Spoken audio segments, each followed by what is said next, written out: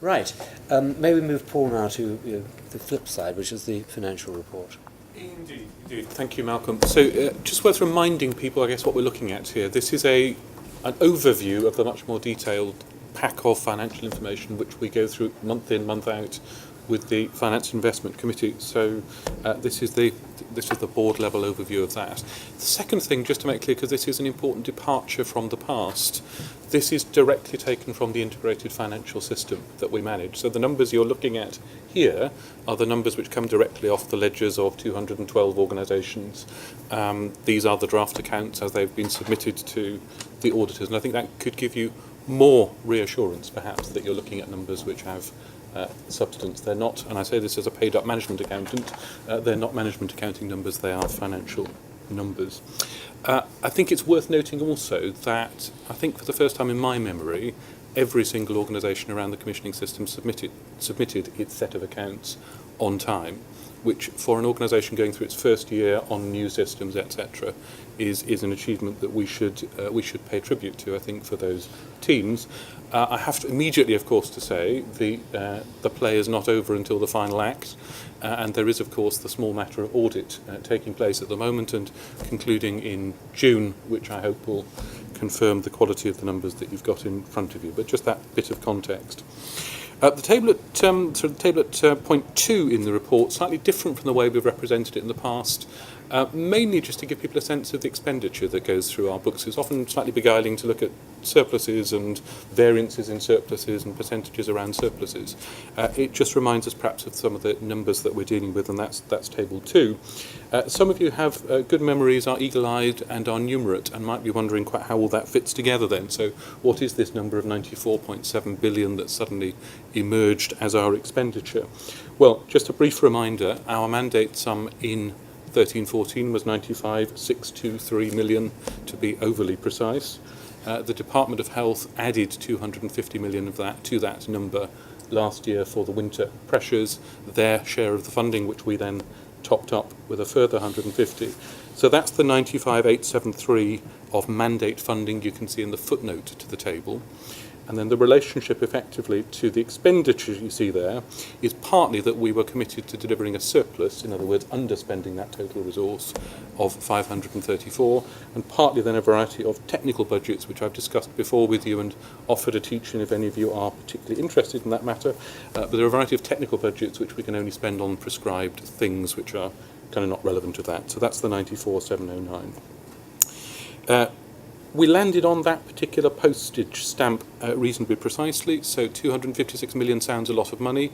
It's less so when you put it in the context of the money that's going through the system, so that's a 0.3% underspend that we had last year. That equates then, that underspend, to delivering a final cumulative surplus of 790 million, which is the way we've looked at these numbers in the past. It's stated at paragraph 3. It is important to remember, though, that 790 million is about 400 million less than we came into the year with.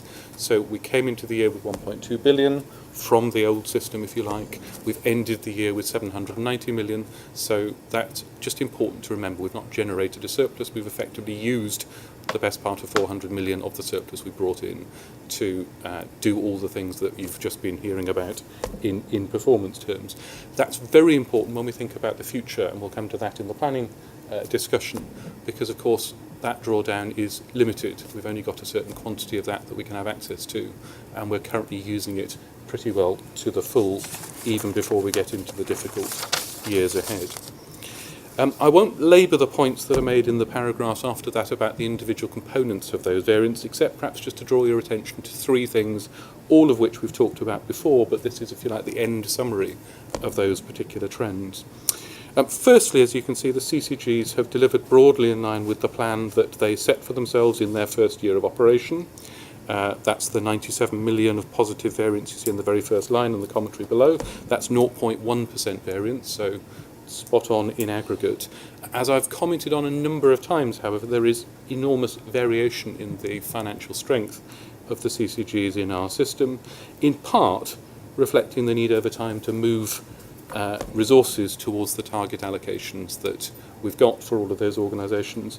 And there is, as I've pointed out before, quite a strong correlation between those who've ended up underperforming or in deficit, and those who have got still some way to go in addressing their allocations. It's by no means the only reason for variation, but it is a significant reason in it. And of course, we've taken the first step in 14-15 through the allocations decisions we took in December to start addressing that.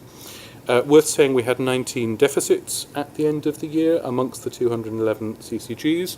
That's 10 more than we planned for, but significantly fewer than we feared we might have in the middle of the year, when, if you recall, I was talking about a risk of about 34 deficits. So the action that's been taken during the course of the year to bring back some of those particular challenges has been, at least in that regard, successful.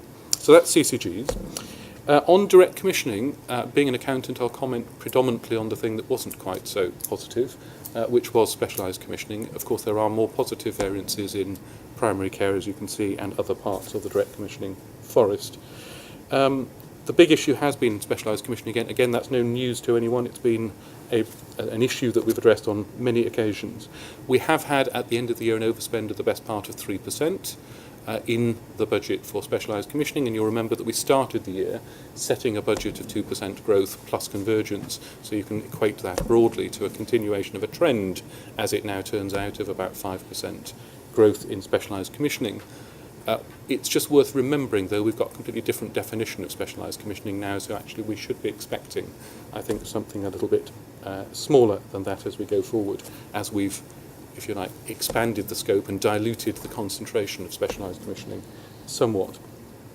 Several reasons for this. Again, we've discussed them on many occasions. The sheer scale of the transformation in specialised commissioning that we've undertaken simultaneously, the scope of it, the way we commission it, the access policies that we've harmonised within it, the technical specifications that we've changed.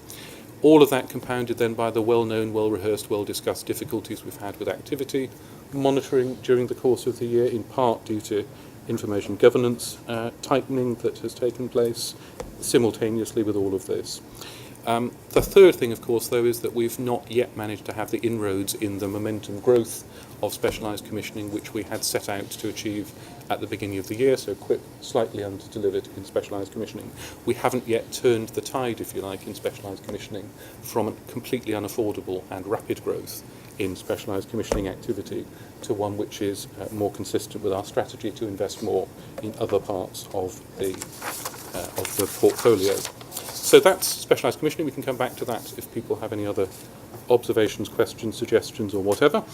The third thing, just to remind people of, is that if we look at the administration costs in 13-14, both of CCGs, which are shown within the CCG number in there, and of NHS England, which is pulled out separately further down in the table, they were in total underspent by 237 million in 13-14.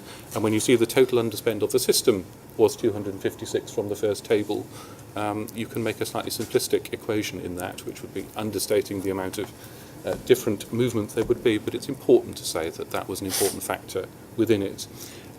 It predominantly reflects, of course, the fact that both CCGs and we were in start-up mode for large parts of the year, and in 13-14 we had non-recurrent resources to manage the transition with, which will not be available to us in the future. So part of the caution I want to leave people with is that, yes, we did exceed the financial bottom line by a small percentage margin, but there were factors in that which will not be repeated in 14-15. When we come to the discussion on planning, I think that will become apparent to people. I think I'm going to leave it there, really. So a good start. The number that we came in with, I think, is a good number to finish with. The processes around finance have stood the test of time. The forecasting and risk management that we've done in year, I think, is borne out in the way the numbers end. But quite a few pointers in what I've said and what the numbers tell us to some sustainability issues, which we'll come back to when we talk about 14-15 and the years beyond.